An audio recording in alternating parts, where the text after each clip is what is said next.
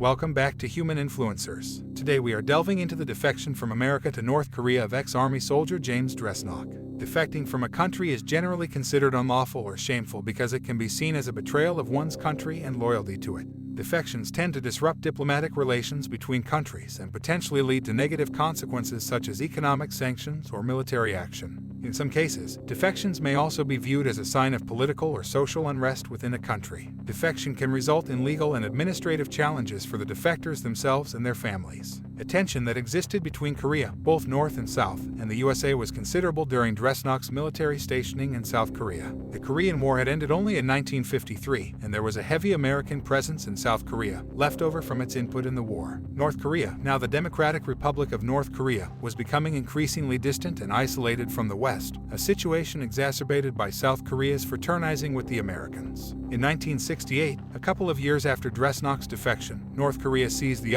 Pueblo, an American naval vessel, and held its crew captive for nearly a year. This incident further escalated already mounting tensions between the U.S. and North Korea. During this time period, North Korea also attempted to infiltrate South Korea by sending commandos and agents to carry out sabotage and assassination missions. This led to the South Korean government to implement strict security measures and a series of counterinsurgency operations to prevent the infiltration. But none of these are reasons that would lure Dresnok onto the other side of the demilitarized zone. Let's talk about the American dream. After America's Great Depression, which spanned from 1929 to 1939, the country began to achieve more economic stability and upward social mobility, allowing people to achieve their dreams in a more successful way of life. It began to be believed that America was the land of opportunity and freedom, and people from all over Europe began to travel by boat to America, believing that anyone could achieve the American dream if only they worked hard enough and believed in themselves. James was not immune to this aspirational ideal. After a difficult childhood growing up in Virginia, where he was abandoned by first his mother and then dumped by his own father, James was in serious distress and low spirits. He joined the Army, believing that to be his best chance of education and stability, and found himself a wife with whom he hoped to settle down and have the nuclear family he had always dreamed of. This all went really wrong when he was stationed in Germany for 2 years, prompting his wife to divorce him after having had multiple affairs. He returned, disgruntled, to the Army, with nothing else and nowhere else really to go. He was then stationed in South Korea, directly on the border between the North and South, where a 150-mile-long span of demilitarized zone was instigated, from the west to the east part of the peninsula. This is where Dresnok really took a downward turn. Frustrated with his lack of freedom within the Army and disappointed at his inability to achieve what the American dream had promised him, he began to drink his money away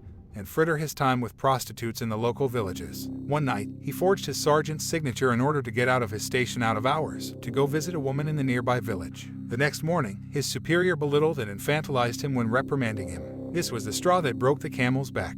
He was furious, and so, without thinking too much about it, he grabbed his gun and started marching across the DMZ. Knowing that a landmine could potentially go off at any given time, he continued to stride toward the other side of the border. He was later quoted having said that life at the time wasn't so precious in his careless lack of concern for his own self-preservation. Arriving at the other side, he was held at gunpoint and detained by the North Koreans, believing him to be dangerous when he cooperated in their questioning. They realized he was no threat. His boasting about how little he believed in the America that he had been born in, and how the economy was failing, with people becoming homeless more often than not, seemed to line up well with the distrust of the West. He was welcomed in with open arms. North Koreans, in the 60s, and still now, are taught to view the United States as a hostile and aggressive nation that is intent on invading and destroying their country. They are taught that the United States is the main enemy of North Korea and that it is trying to undermine and overthrow the North Korean government. They are taught that the United States is responsible for the division of the Korean Peninsula and the ongoing conflict between North and South Korea, and for the suffering of the North Korean people.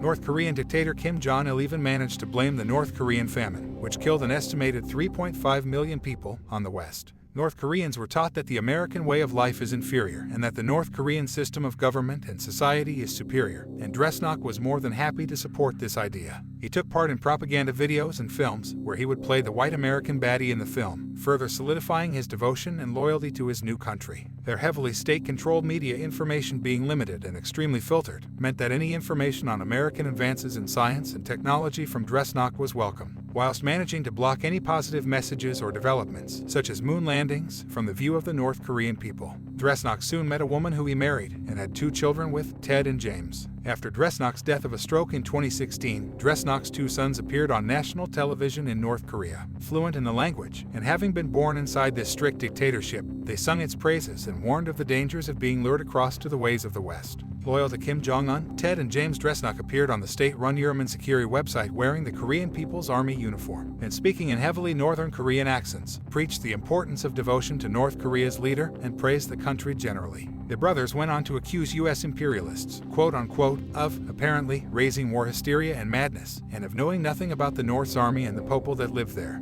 He threatened that, if war broke out, they would not miss the opportunity to wipe out the land of the U.S. from the earth forever. The threat and intention is palpable. Want to know more about the whys and hows of this defector to a dictatorship? Click on the link in the description to find out more. And don't forget to like, comment your thoughts, and subscribe for more content. Peace out.